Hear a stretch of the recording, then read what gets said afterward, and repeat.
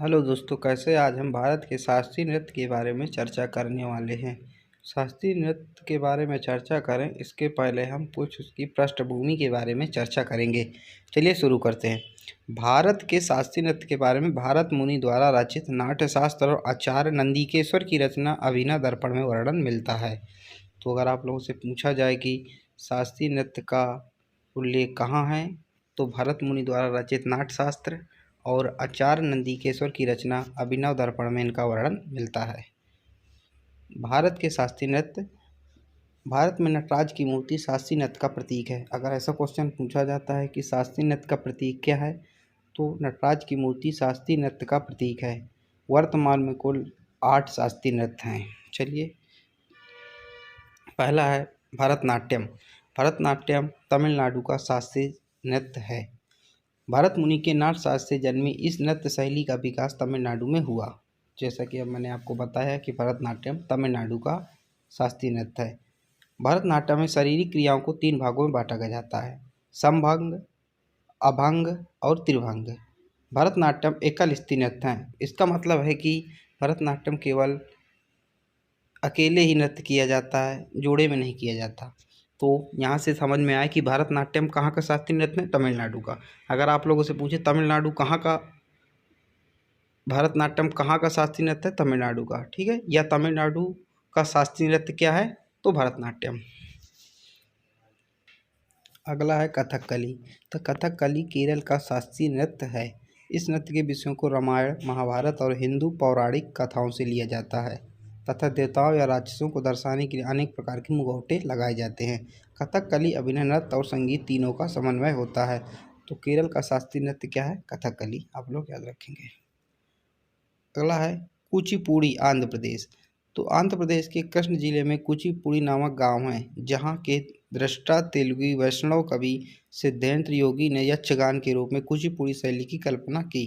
कुचिपुड़ी में पानी भरे मटके को अपने सिर पर रखकर पीतल की थाली में नृत्य करना बेहद लोकप्रिय है। तो कुचिपुड़ी कहाँ का शास्त्रीय नृत्य है, आंध्र प्रदेश का, ठीक है।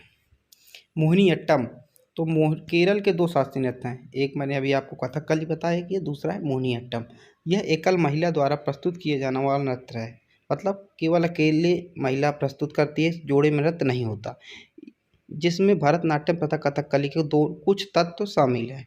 दोनों का मिक्स है ये। कथकली और भरतनाट्यम का मिक्स है मोहिनीअट्टम, जो कि केरल का शास्त्रीय नृत्य है।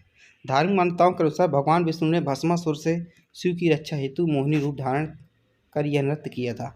आपने भगवान विष्णु और भस्मासुर की स्टोरी जरूर सुनी होगी। तो भगवान विष्णु ने जब भस्मासुर को भस्म कर दिया था, तब ये नृत्य किया था, ऐसा बताया जाता है। कथक, उत्तर प्रदेश।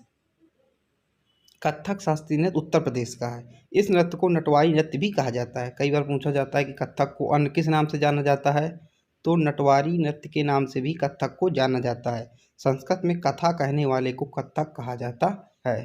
कथक का शाब्दिक अर्थ होता है कथा कहने वाला, ठीक है। मणिपुरी नृत्य। मणिपुरी नृत्य नाम से ही जाहिर है कि मणिपुर का है। यह राधा और कृष्ण के प्रेम पर केंद्रित नृत्य नाटक है। इसमें कलाकार पायल, घुंघरू नहीं पहनता। यह भारत के अन्य शास्त्रीय नृत्य की अपेक्षा विपरीत नृत्य है। रविन्द्रनाथ टैगोर ने शांति निकेतन में यह नृत्य पेश किया था। तो मणिपुर का शास्त्रीय नृत्य क्या है, मणिपुरी। उड़ीसी। ये भी नाम से जाहिर है कि उड़ीसी कहाँ का शास्त्रीय नृत्य है, उड़ीसा का। इसमें भगवान श्री जगन्नाथ जी के महिमा का वर्णन किया जाता है। उड़ीसी नृत्य में श्री कृष्ण भगवान विष्णु के 8वें अवतार के बारे में कथाएं बताई जाती हैं। सत्रिया। सत्रिया कहाँ का है, असम का है। इस नृत्य के संस्थापक महान संत श्री शंकर देव हैं। सत्रिया नृत्य को 15 नवंबर 2000 को संगीत नाटक अकादमी द्वारा शास्त्रीय नृत्य की सूची में शामिल किया गया था। तो असम का शास्त्रीय नृत्य क्या है, सत्रिया। कुछ महत्वपूर्ण प्रश्नों के बारे में हम चर्चा करेंगे। हमारा मकसद है कि परीक्षा में कोई भी प्रश्न इस वीडियो से बाहर ना आए, शास्त्रीय नृत्य के टॉपिक से लेकर। तो चलिए कुछ महत्वपूर्ण प्रश्न चर्चा करते हैं। कुचिपुड़ी किस राज्य की नृत्य शैली है, आंध्र प्रदेश की, आप लोगों ने पढ़ा है।